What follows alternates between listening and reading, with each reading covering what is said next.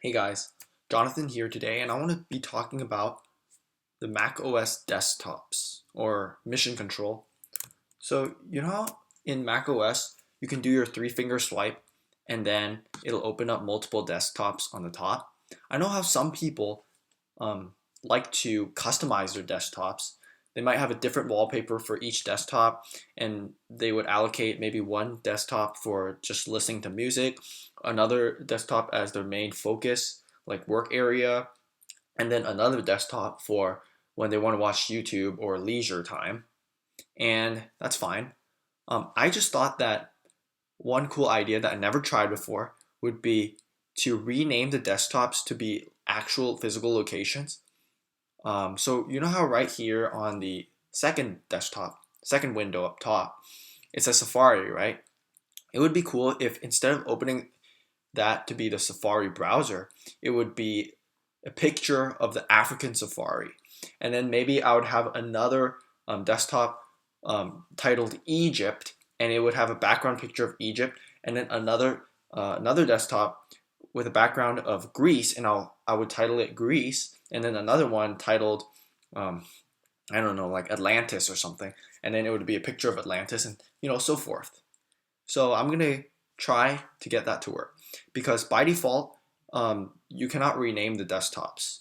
Like by default, they're going to be desktop 1, desktop 2, desktop 3, desktop 4. But I found a tool that enables you to rename the desktop. So I'm going to try that out.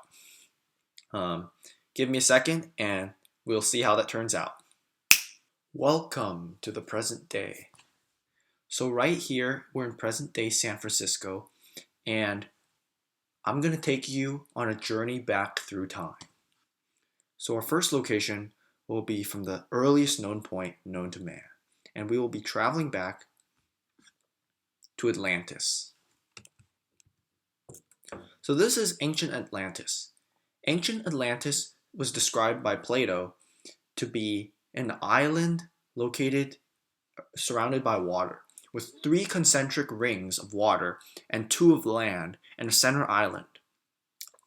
The island of Atlantis, or the civilization of Atlantis, was known to be founded was said to be founded by the Greek god Poseidon, and he had five pairs of twins, and essentially he had 10 sons. Now, the island of Atlantis was very prosperous until one day the a comet from the sky, or a meteor, flew out from outer space. It hit Earth and it initiated Noah's great flood that flooded the city of Atlantis into oblivion. So after Atlantis was destroyed, um, now that was 11,000 years ago, then we had the civilization had to restart once again.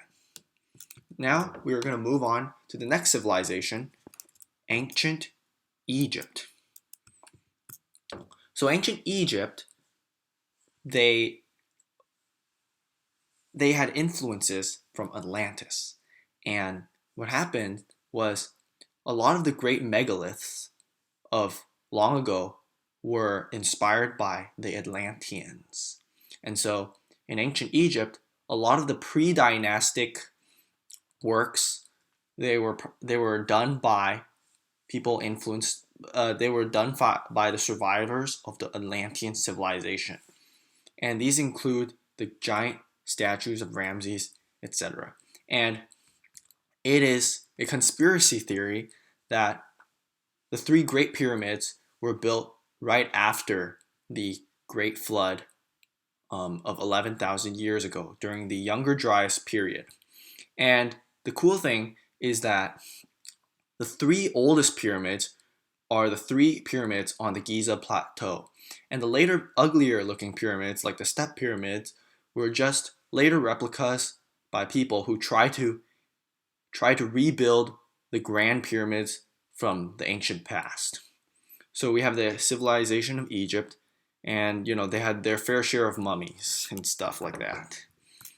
Now we move on to the next civilization, the civilization of Babylon. I don't know a lot about Babylon other than they had the Hanging Gardens of Babylon, which were fabled to be very beautiful looking gardens that seem to hang from the skies. And Babylon is an empire that does not exist anymore, but back in the day, they had one especially famous figure, which was King Nebuchadnezzar. And what he did was, or maybe it was Nebuchadnezzar, or maybe it was Hammurabi's code or something. Anyway, they had this king, and he established this pillar, and on the pillar he wrote the rules. Kind of like 10 commandments, but they weren't exactly commandments. They were rules, and so everyone knew what the rules were. And among those rules, some of the famous ones include an eye for an eye. Um, and the rules are pretty simple. It was like, if you do harm to someone else, they shall be able to do harm to you. And so a lot of the rules revolved around reciprocity. Anyway, we move on to our next civilization, ancient Greece.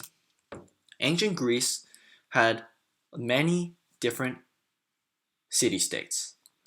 Think about right now how nations, where the world consists of different nations. Back in the day, in ancient Greece, each city was its own nation, per se, or a city-state. And you can think that there were actually two famous city-states in Greece. One was Athens, named after the Greek goddess Athena, and the other one was Sparta, which was a city-state of warriors. And the distinction between Athens and Sparta was that Athens was full of intellectuals, and that was where the birth of democracy began. In Sparta, it was about warriors, and the families would have their kids taken away at the age of 7, 8, or 9, something like that, at a young age, to become warriors. And the ones that were weak were were left to die. So very different cultures between Athens and ancient Sparta. And if you want to learn about Sparta, you can watch the movie 300 Spartans, or I think it's just called 300, and it's directed by Zack Snyder. So now there are more civilizations that could be covered, such as ancient Rome. We can cover China, ancient Persia. We can cover more history, but let's just go back to present day. Okay, so that's an example of, that's what I was thinking about when I thought you can jump to different locations. Now, what I just said earlier with the history stuff, that's like a mixture of like pseudo-archaeology, conspiracy theories, mainstream archaeology, and stuff like that. So if what I said earlier doesn't make sense or was bullshitting, don't worry about it so much. But anyway, my point is, I thought it would be cool to have those different locations at the top. Maybe instead of having ancient civilizations up at the top for the windows, I could have done big cities. Like maybe one would be Tokyo, another one would be San Francisco, another one New York, and you can just click around to jump through different cities. Or maybe up the top you can talk about different categories of food, for example. The first one will be an orange, another one an apple, another one a lemon, another one about pineapples. So you can see how you can take the windows up top, rename them to be whatever topic you're covering, and then you can go from there.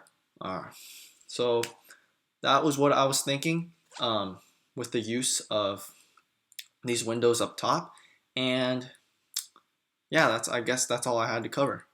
If you guys are curious on how I got the windows to have different labels, such as Atlantis, Egypt, and Babylon and Greece, essentially there's an app called Mac Forge, and I just downloaded this one, and then they had a extension called, I think it was called Screen.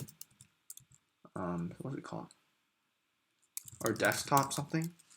Now I can look for it. It's called Spaces Renamer, right? So Spaces Renamer. So this app, what it allows you to do is up here in the menu bar, it allows you to change the names of the different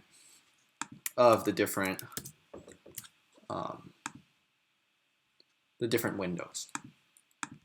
Anyway, that is all I want to cover in this video, and I will see you next time.